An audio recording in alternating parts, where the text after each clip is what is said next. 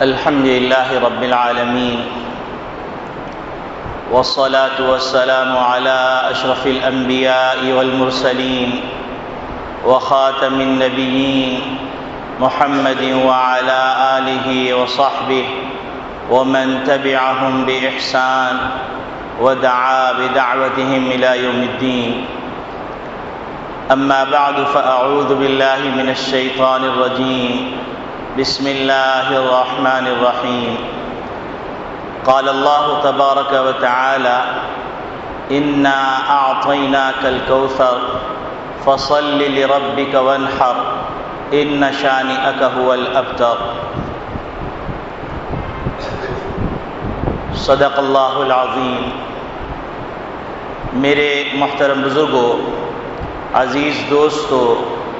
دینی اسلامی بھائیوں، اللہ رب العالمین نے نبی اکرم صلی اللہ علیہ وسلم کے ذریعے سے ہم کو مکمل ضابط حیات عطا فرمایا، اور اس میں عبادت کی، اللہ کے تقرب کی جو صورتیں ہیں وہ صورتیں بھی ہم کو عملی طور پر نبی کریم صلی اللہ علیہ وسلم نے دکھلا دی، اور عملی مظاہرہ کر کے بھی بتلا دیا کہ عبادت کس طرح کی جائے، پھر چاہے وہ جانی عبادت ہو، مالی عبادت ہو، یا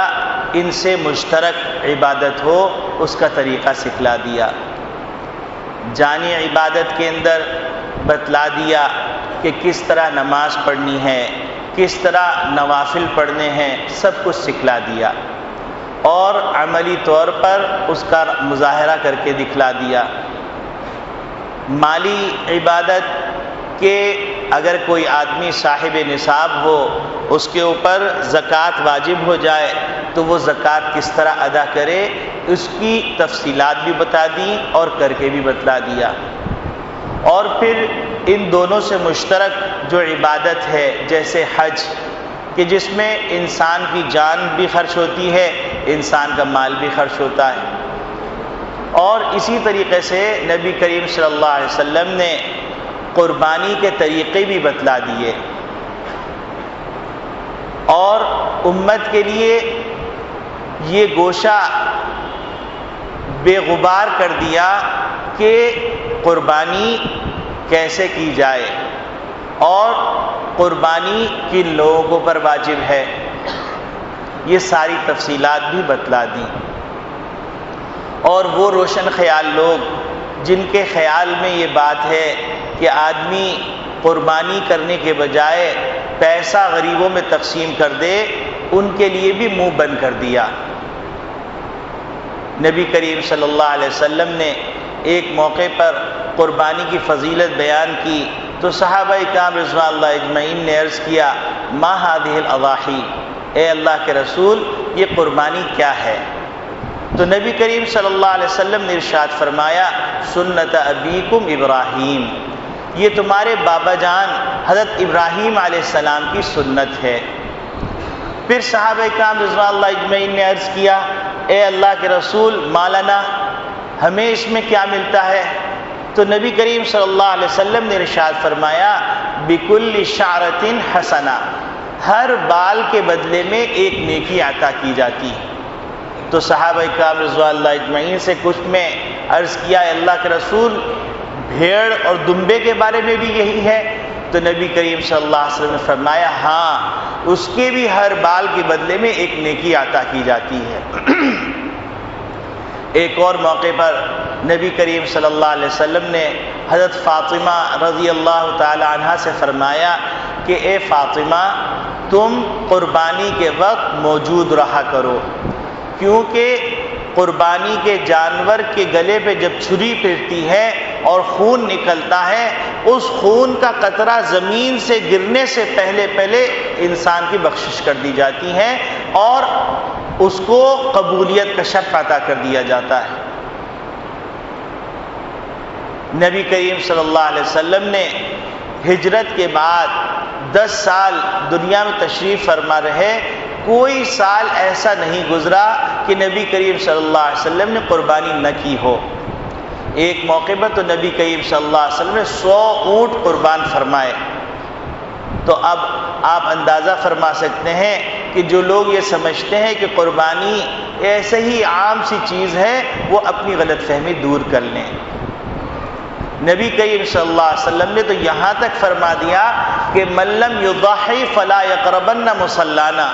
کہ جو قربانی نہ کرے صاحب استطاعت ہونے کے باوجود تو وہ ہماری عیدگاہ میں عید کی نماز پڑھنے نہ آئے۔ تو یہ قربانی کوئی ایسی چیز نہیں ہے کہ اس میں آدمی یہ کہہ لے کہ قربانی کے اندر جانور ذبح کرنے سے اچھا یہ ہے کہ ہم پیسے لے کر اور غریبوں میں خیرات کر دیں، تو یہ فلسفہ غلط ہے،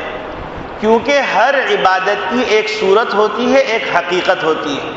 اور صورت اور حقیقت دونوں مطلوب ہوتی ہیں۔ جیسے مثال کے طور پر ایک آدمی ٹریفک پولیس میں بھرتی ہو گیا، ٹریفک پولیس میں بھرتی ہونے کے بعد وہ چوراہے پہ کھڑا ہو جائے بغیر یونیفارم پہنے ہوئے اور ٹریفک کنٹرول کرنے لگے، اس کا افسر آئے اور آ کے پوچھے میاں تم کون ہو، کیوں ٹریفک کنٹرول کر رہے ہو؟ تو وہ کہے کہ دیکھیے میں کتنی ذمہ داری سے اپنا فریضہ پورا کر رہا ہوں، میں آپ کے محکمے ہی کا ملازم ہوں۔ تو وہ افسر کہے گا کہ تم بغیر وردی کے کیوں ہو، لہذا تمہیں برطرف کیا جاتا ہے۔ تو دنیا کے اندر بھی ہم مشاہدہ کرتے ہیں کہ صورت بھی مطلوب ہوتی ہے، حقیقت بھی مطلوب ہوتی ہے۔ تو اسی طریقے سے قربانی کی صورت جانور کا ذبح کرنا ہے، اس کی حقیقت اخلاص ہے، یہ دونوں مطلوب ہیں۔ اور سوچنے کی بات یہ ہے کہ آج دنیا کے اندر آدمی اپنے ارمان کو پورا کرنے کے لیے لاہ و لعب میں اپنے پیسے برباد کرتا ہے۔ مثلا شادی سے پہلے 12 تقریبات، اور اس میں بے شمار دولت کا ضیاع، پٹاخے پھوڑنا، اس کے اندر پیسوں کا ضیاع، اور نہ معلوم کیا کیا پروگرام کر کے پیسوں کو ضائع کرنا۔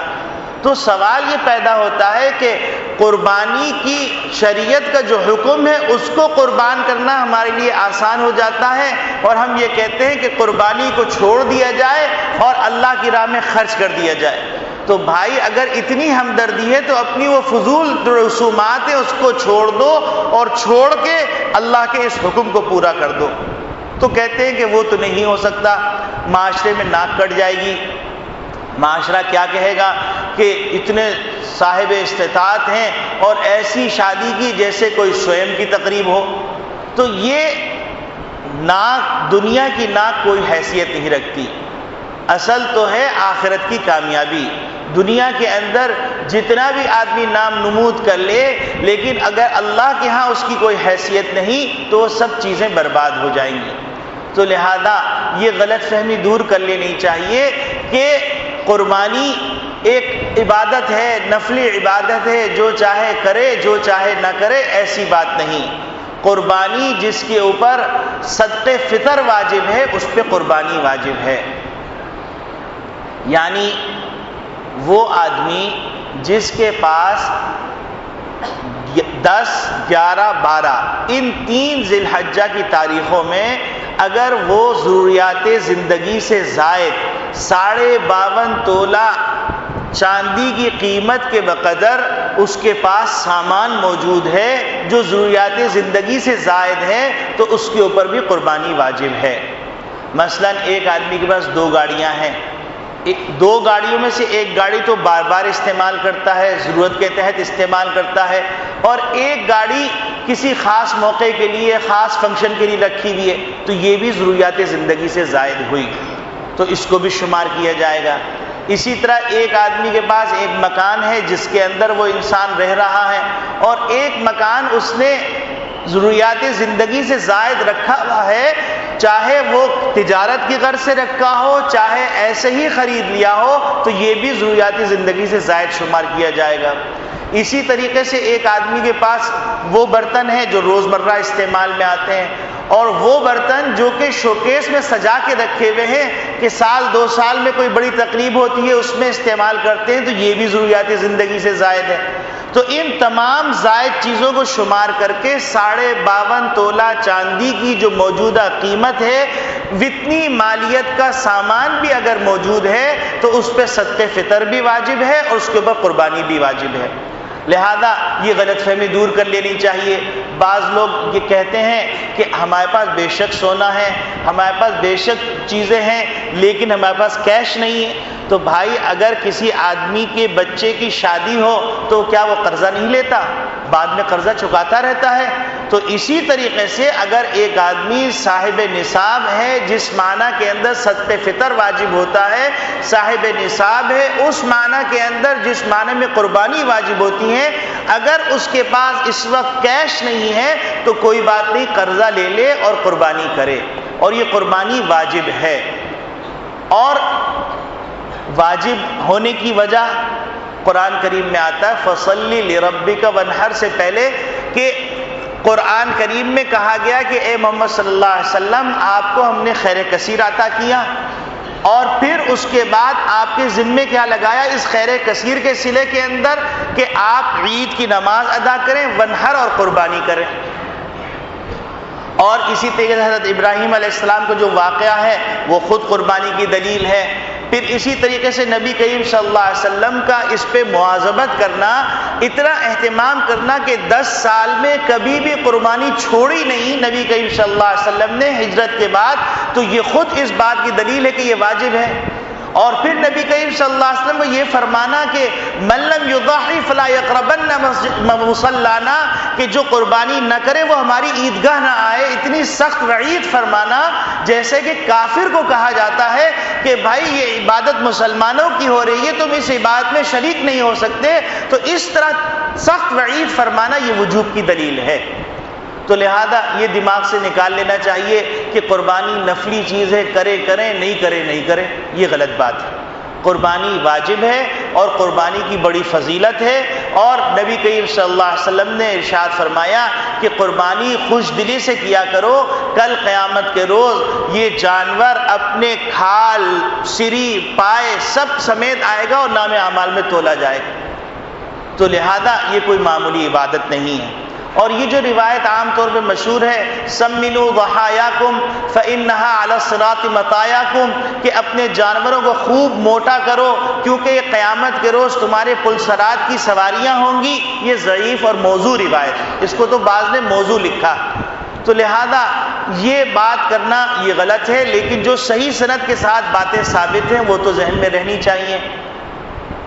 تو اب یہ بات واضح ہو گئی کہ قربانی عبادت ہے، اور صاحب مال کے اوپر، اور اس کی تفصیل جو میں نے عرض کی اس کے مطابق صاحب مال پر قربانی واجب ہے۔ اب یہاں پر چند مسئلے ضروری ہیں جن کو بیان کیا جائے۔ ایک مسئلہ تو یہ کہ ایک آدمی کے اوپر قربانی واجب ہو گئی، اس کی اولاد بھی ہے، اس کے بیوی بچے بھی ہیں، تو اب آیا اس کی اوپر ان بیوی بچوں کی بھی قربانی واجب ہے، اولاد کی قربانی بھی واجب ہے کہ اولاد کی طرف سے بھی قربانی کرے؟ تو یاد رکھیے اولاد کی طرف سے قربانی کرنا والد پر واجب نہیں ہے، چاہے وہ صغار ہوں یا کبار ہوں، چھوٹے ہوں یا بالغ ہوں۔ شوہر کے اوپر بیوی کی قربانی واجب نہیں، ہر آدمی کے اوپر اس کا وجوب ہے۔ اگر شوہر اپنی طرف سے بیوی کی رضامندی سے، اس کی اجازت سے، اس کے اشارے کنائے سے اس کی طرف سے قربانی کر رہا ہے تو ثواب ملے گا۔ تو یہ بات ذہن میں رہنی چاہیے کہ قربانی صاحب مال کے اوپر واجب ہے، اس کی اولاد کی قربانی اس پہ واجب نہیں ہے۔ دوسری بات یہ ذہن میں رہنی چاہیے کہ بعض لوگ ایسا کرتے ہیں کہ گھر کے اندر 15-20 افراد ہیں ماشاءاللہ، اب گئے جا کر 2-4 گائے لے کے آ گئے، اور لانے کے بعد مبہم سی نیت کر لی کہ سب کی طرف سے قربانی ہے، متعین نہیں کیا کہ فلاں گائے کے اندر 7 حصے کن صاحبان کی طرف سے ہیں اور فلاں گائے کے اندر کن صاحبان کی طرف سے ہیں، یہ متعین نہیں کیا تو قربانی کسی کی طرف سے نہیں ہوگی۔ تو لہذا قربانی کے اندر اس بات کا تعین کرنا ضروری ہے کہ کس گائے کے اندر کن صاحبان کے حصے ہیں۔ یہ ایک اہم مسئلہ جس میں بڑا لاپرواہی کی جاتی ہے، بے احتیاطی کی جاتی ہے۔ اسی طریقے سے بعض دفعہ ایسا ہوتا ہے کہ ایک آدمی صاحب استطاعت ہوتا ہے، اس نے جانور خریدا اور جانور خریدنے کے بعد اس نے یہ کہا کہ میری بہن کی طرف سے بھی ہے، میرے بھائی کی طرف سے بھی ہے، فلاں کی طرف سے بھی ہے، فلاں کی طرف سے، نہ انہوں نے اس کو حکم دیا، نہ انہوں نے اس سے اجازت لی، نہ کوئی مشورہ ہوا، اپنے طور پہ قربانی کر دی، تو یاد رکھیے یہ قربانی بھی ان کی طرف سے نہیں شمار کی جائے گی۔ تو وہاں پر ضروری یہ ہے کہ آدمی مثلاً اپنے بیٹا، بڑا بیٹا ہے، اس سے کہہ دیں کہ بیٹا میں تمہاری طرف سے قربانی کرنے جا رہا ہوں، تم مجھے اختیار دے دو۔ تو اب بیٹے نے اختیار دے دیا تو قربانی کر سکتے ہیں، کیونکہ جس کے اوپر واجب ہے اس نے نیت ہی نہیں کی، اس نے حکم نہیں دیا، اس نے وکیل نہیں بنایا، تو ایسی قربانی نہیں ہوتی ہے۔ تو لہذا اس میں اگر بھائی بھائی مل کے کر رہے ہیں، بھائی بہنیں مل کے کر رہے ہیں، اور اولاد اور بیوی مل کے کر رہی ہیں، تو ایسی صورت کے اندر یہاں پر اجازت اور وکیل بنانا ضروری ہے۔ تیسری بات وہ بات یہ ہے کہ ایک آدمی برسر روزگار ہے، اس کے پاس مال ہے، لیکن بدقسمتی سے سارا مال حرام کا ہے، تو وہ آدمی قربانی نہیں کرے گا، اس پہ قربانی نہیں ہے، کیونکہ حرام مال کو بغیر ثواب کی نیت سے غریبوں کے اندر تقسیم کرنے کا حکم ہے، اور قربانی یہ تقرب الی اللہ کا ذریعہ ہے، تو ثواب کی نیت سے جو کام ہے وہ نہیں کر سکتا، اس کی بدقسمتی ہے،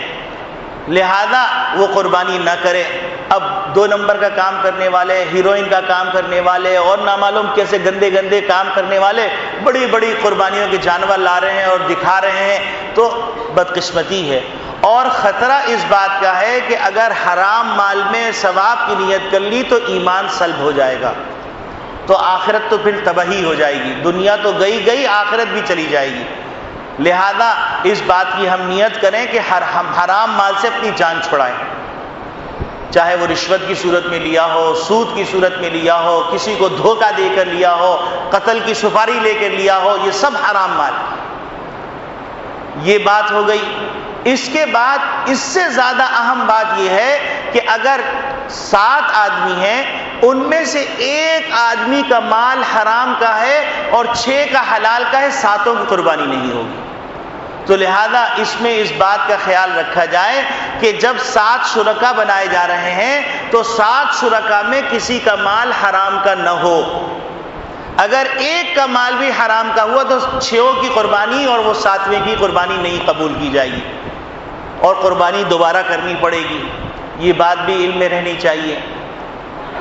اسی طریقے سے اگر 7 شرکا میں سے ایک شریک نے یہ نیت کر لی کہ مجھے تو گوشت چاہیے، حالانکہ گوشت تو اس کو ملنے والا ہے،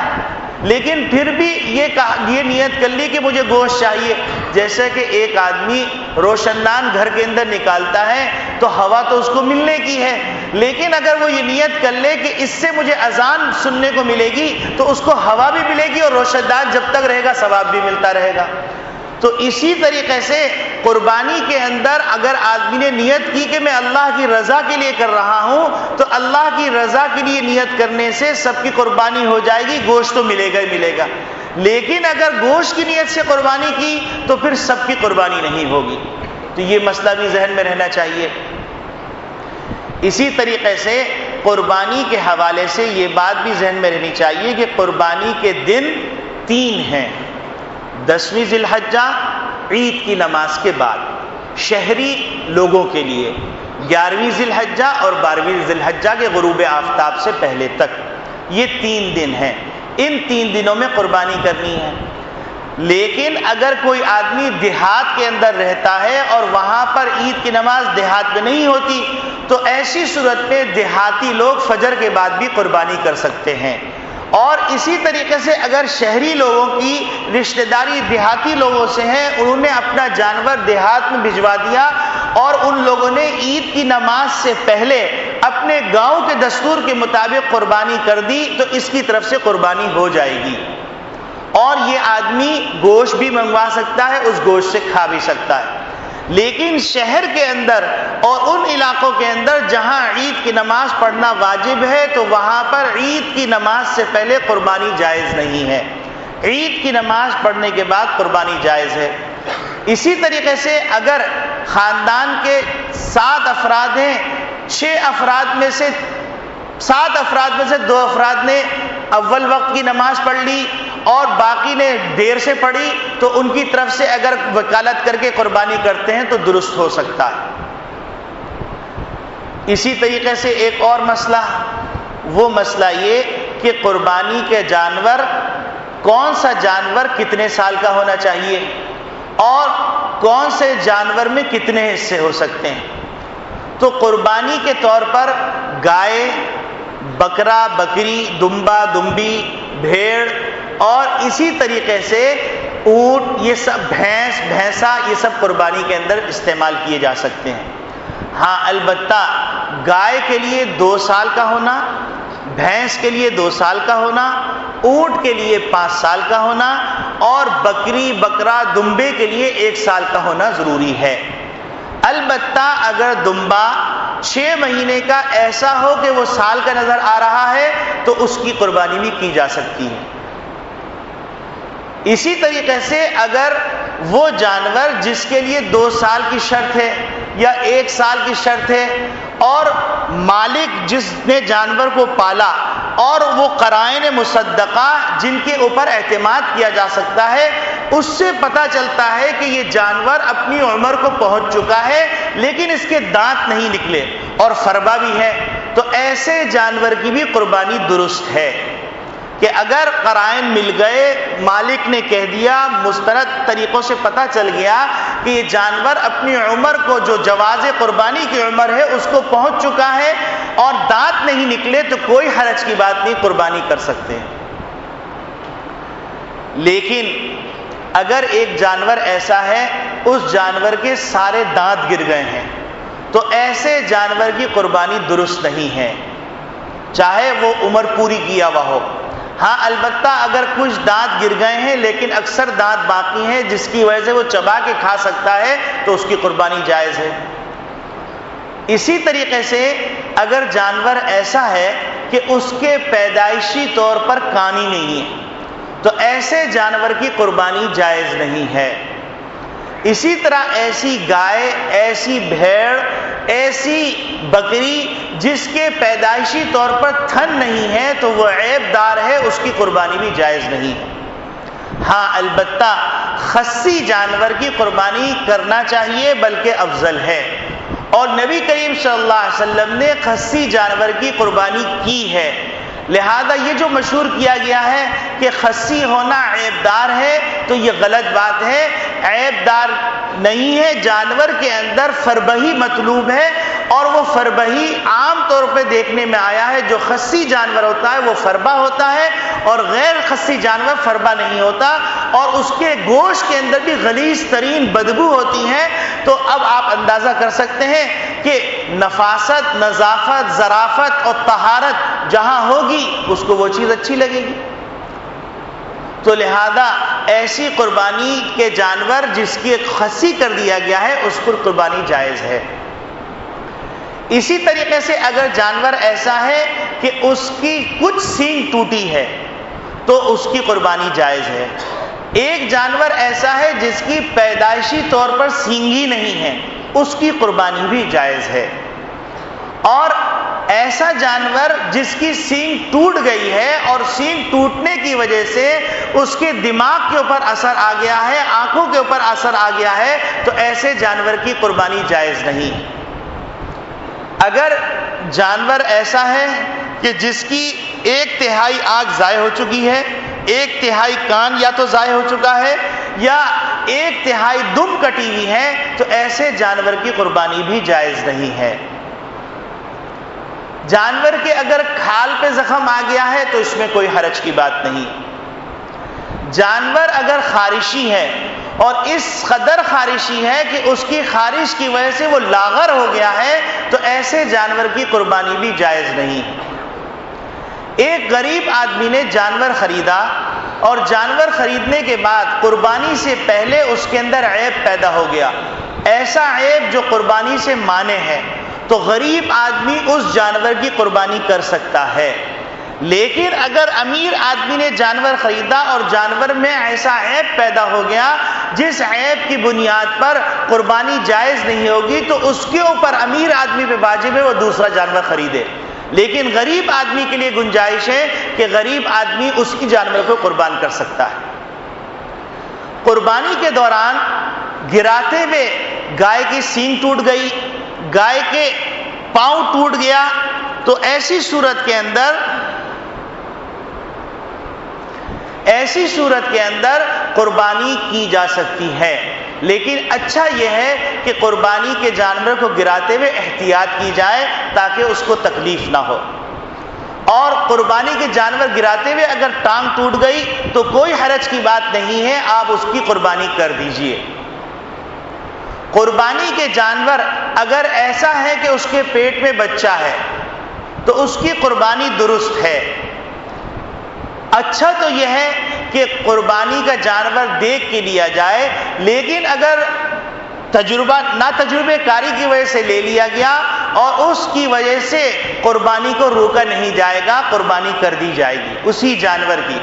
اس میں سے اگر زندہ بچہ نکلے گا تو اس زندہ بچے کے اوپر بھی چھری پھیر دی جائے گی، اور چھری پھیرنے کے بعد اس زندہ بچے کے گوشت کو صدقہ کر دیا جائے گا۔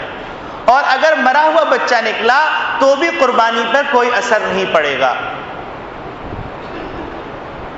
ایک صاحب نے سوال کیا ہے کہ مرحومین کی طرف سے قربانی اور حضور اکرم صلی اللہ علیہ وسلم کی طرف سے قربانی کی جائے کہ نہ کی جائے، تو اس پہ یہ مسئلہ ذہن میں رہنا چاہیے کہ یہ قربانی مرحومین کی طرف سے کرنا واجب نہیں ہے۔ مرحومین کی طرف سے قربانی کرنا اس وقت واجب ہوتا ہے جب مرحومین نے وصیت کی ہو اور پیچھے پیسہ چھوڑا ہو۔ اور اگر یہ دونوں باتیں نہیں ہیں تو اگر آپ اپنے طور پہ قربانی کریں گے تو وہ نفلی قربانی ہوگی، ان کو ثواب مل جائے گا۔ اسی طریقے سے حضور اکرم صلی اللہ علیہ وسلم کی طرف سے قربانی کی جائے تو ثواب ضرور ملے گا، لیکن یہ واجب نہیں ہے۔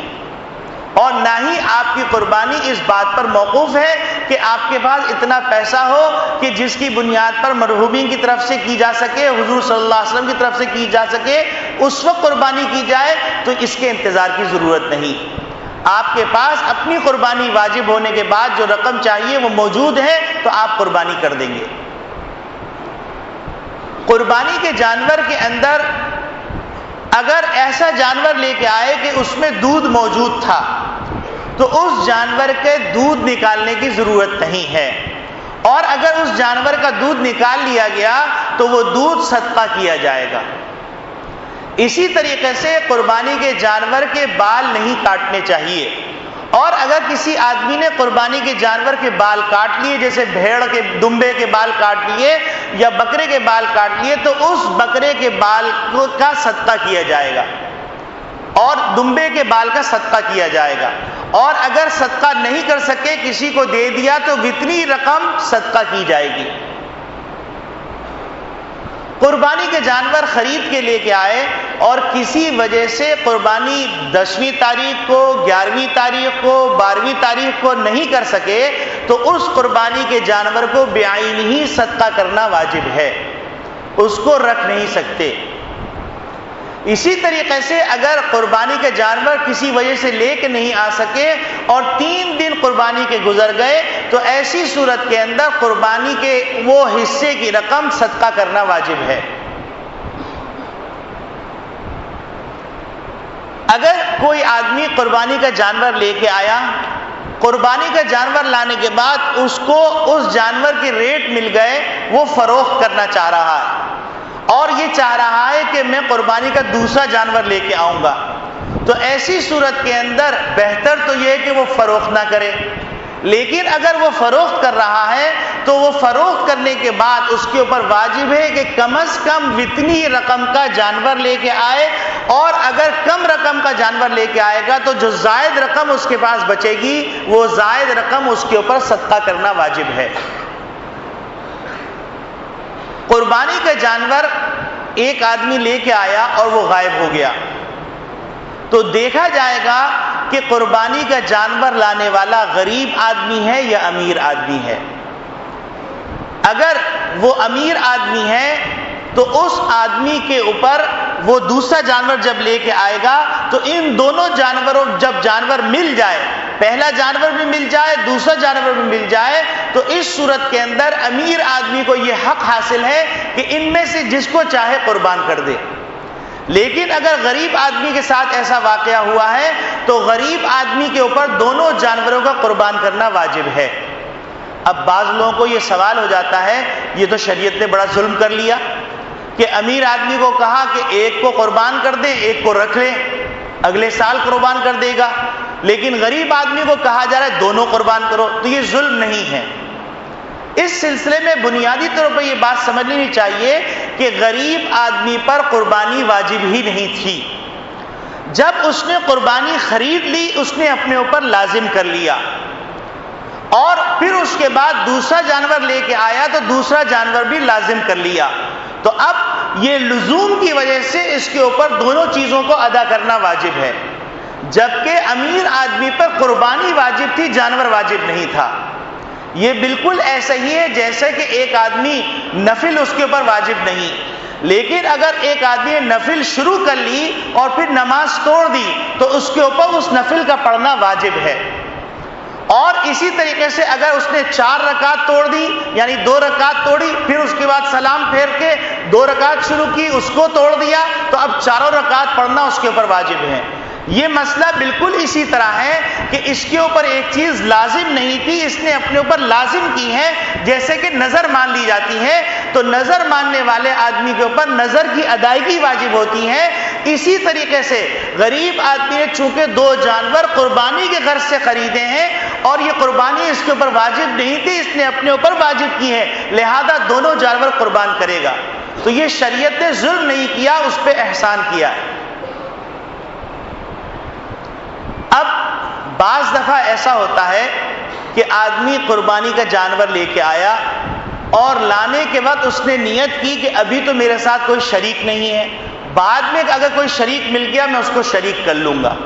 تو ایسے آدمی کو یہ حق حاصل ہے کہ وہ بعد میں حصے داروں کو ملا کر ان سے رقم وصول کر لے۔ لیکن اگر ایک آدمی نے جانور خرید لیا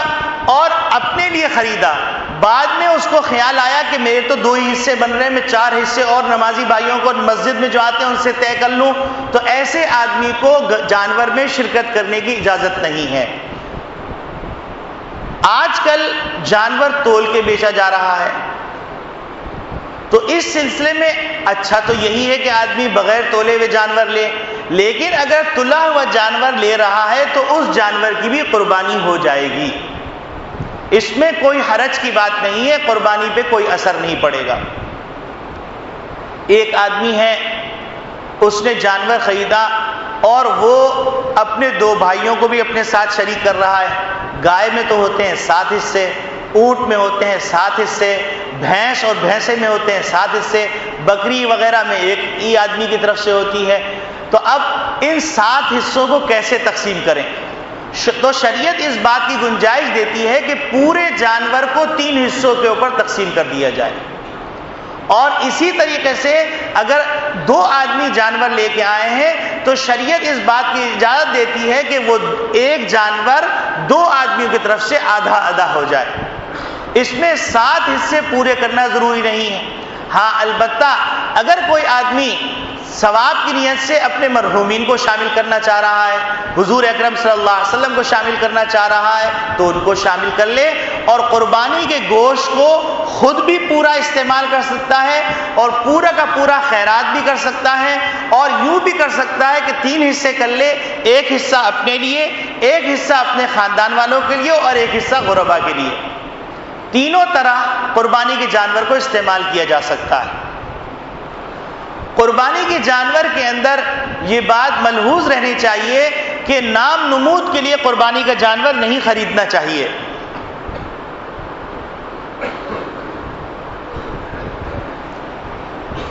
قربانی کے جانور کو نام نمود کے لیے نہیں خریدنا چاہیے، بے شک قربانی کے جانور فربا خریدنا چاہیے لیکن اللہ کی رضا کے لیے۔ قربانی کا جانور نام نمود کے لیے نہیں خریدنا چاہیے ورنہ ثواب سے محرومی ہوگی۔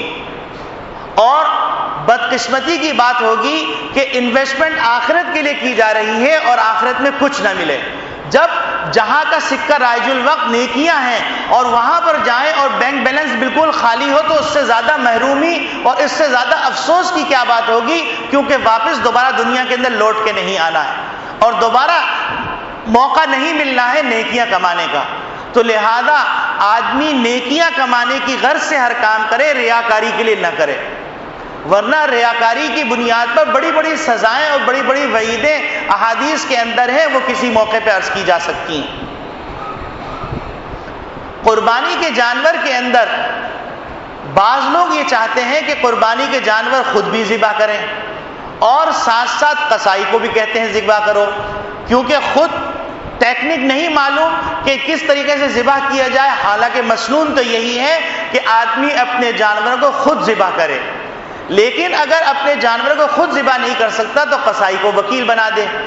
لیکن اگر اس نے یہ بھی نہیں کیا اور یہ کہہ رہا ہے کہ قصائی تم چھری چلاؤ، میں تمہارے ہاتھ کے اوپر ہاتھ رکھتا ہوں، تو یاد رکھیے دونوں کو بسم اللہ اللہ اکبر پڑھنا ضروری ہے۔ اگر کسی ایک نے اللہ اکبر چھوڑ دیا تو قربانی کا جانور مردار ہو جائے گا اور اس کا گوشت کسی مسلمان کے لیے کھانا جائز نہیں ہوگا۔ لہذا اگر قصائی کے ہاتھ کے اوپر ہاتھ رکھ رہے ہیں تو ہاتھ رکھنے والا بھی بسم اللہ اللہ اکبر پڑھے اور قصائی بھی اللہ اکبر پڑھے، تب جا کے قربانی حلال ہوگی۔ قربانی کے جانور کی ذبح کے اندر یہ بات بھی مستحب ہے کہ قربانی کی ذبح کرنے کے جانور کے لیے جو چھری رکھی گئی ہے وہ اس کو خوب اچھی طرح تیز کر لیا جائے،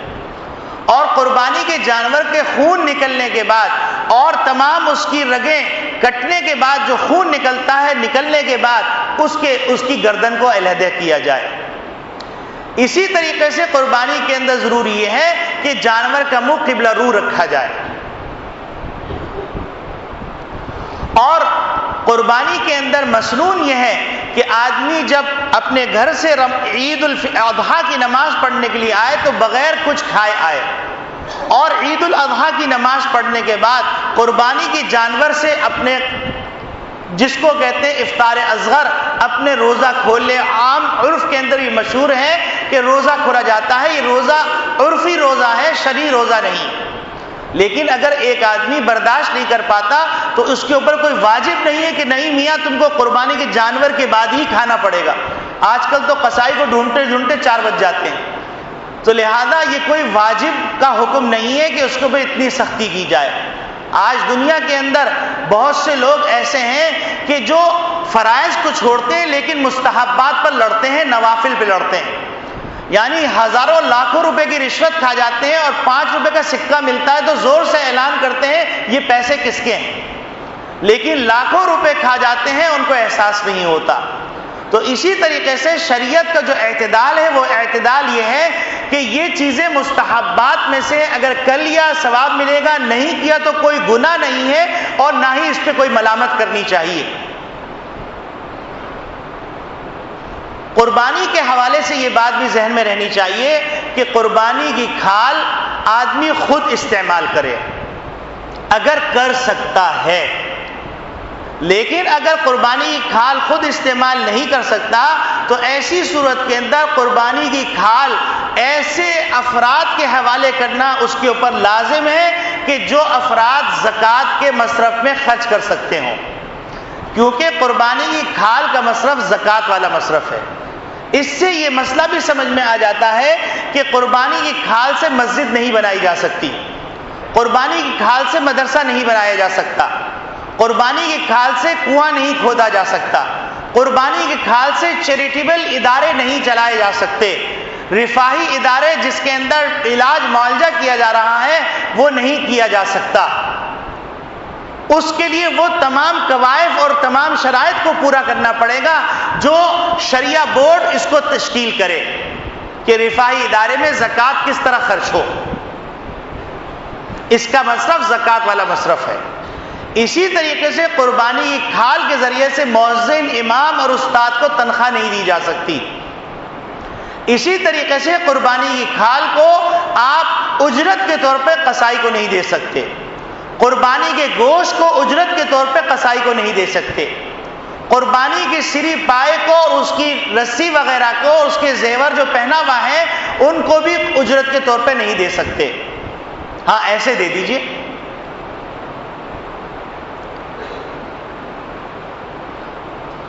اسی طریقے سے ہم کو یہ باتیں ذہن میں رکھنی نہیں چاہیے کہ ہم مسلمان ہیں اور مسلمان اپنی مرضی سے کچھ نہیں کرتا.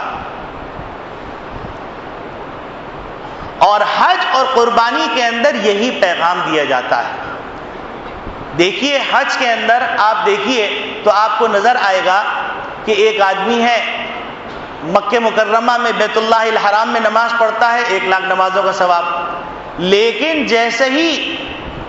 حج کے ایام شروع ہوئے, حج کی نیت ہے تو اس کو حکم ہے مینا چلے جاؤ, اس کو حکم ہے عرفات چلے جاؤ, اس کو حکم ہے مزدلفہ چلے جاؤ, اس کو حکم ہے جمرات کو جا کے کنکری مارو. اگر اس کو جیسے آج کل کے روشن خیال لوگ کہتے ہیں اس کی لاجک کیا ہے, اس کا فلسفہ کیا ہے, تو اس کا کوئی فلسفہ نہیں ہے. اس کا فلسفہ یہ ہے کہ اللہ کا حکم بلا چوں چرا ماننا ہے. حج کے اندر یہی پیغام ہے, قربانی کے اندر یہی پیغام ہے کہ عقل نہیں چلانی ہے, نقل کے اوپر عمل کرنا ہے کہ نقل حضور نے جیسا کیا ویسا کرنا ہے. باقی اس کے فلسفے میں پڑھ کر شیطان بھی لاجک کے اندر گیا تھا, اور شیطان جب لاجک اور فلسفے کی تلاش میں گیا تو عقلاء نے اس کو بڑا عقل مند مانا, لیکن اس نے سراسر گمراہی کا راستہ اختیار کیا. اللہ میاں نے کہا کہ ابلیس آدم کو سجدہ کر دو, تو یہ جتنے روشن خیال ہیں اس ابلیس کے مرید ہیں. تو ابلیس نے کہا کہ میں ان کو کیسے سجدہ کروں, اور لاجک پیش کی خلقتنی من نار وخلقتہ من طین, آپ نے مجھے آگ سے پیدا کیا ہے اور حضرت آدم علیہ السلام کو آپ نے مٹی سے پیدا کیا ہے. آگ افضل ہے, مٹی مفضول ہے, کبھی افضل مفضول کو سجدہ نہیں کرتا. لاجیکلی بات بہت اچھی تھی.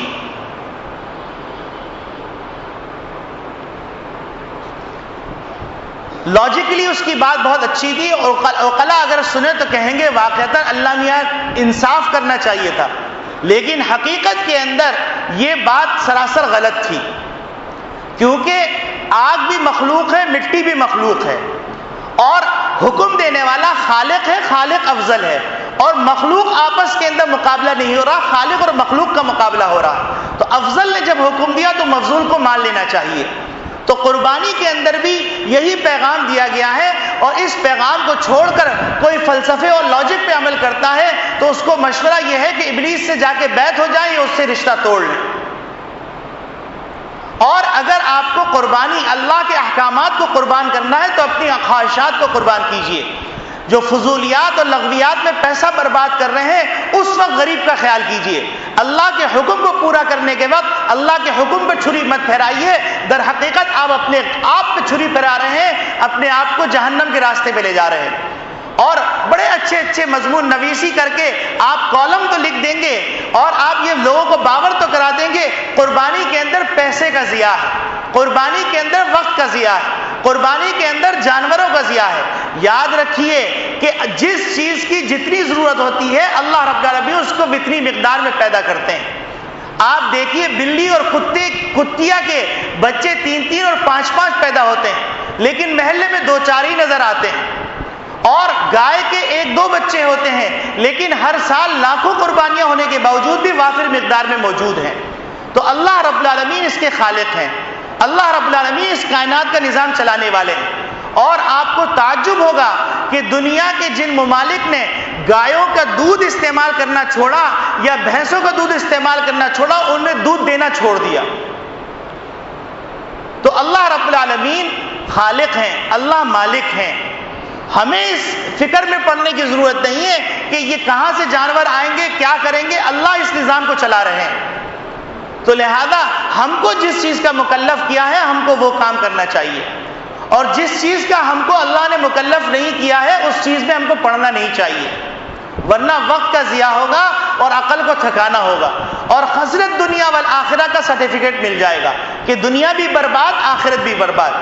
اور یاد رکھیے قسم خدا کی میں پوری بصیرت کے ساتھ کہہ رہا ہوں، پورے ہوش و حواس میں کہہ رہا ہوں کہ ایسے لوگ بڑے بڑے محلات کے اندر بھی بے چین رہتے ہیں، ان کو شراب چاہیے، شباب چاہیے، اس کے باوجود بھی ان کو سکون نہیں ملتا۔ یہ سکون اللہ رب العالمین نے اپنی فرمانبرداری میں رکھا ہے، یہ سکون اللہ رب العالمین نے اپنی اطاعت میں رکھا ہے، یہ نافرمانی کے اندر اللہ نے سکون نہیں رکھا۔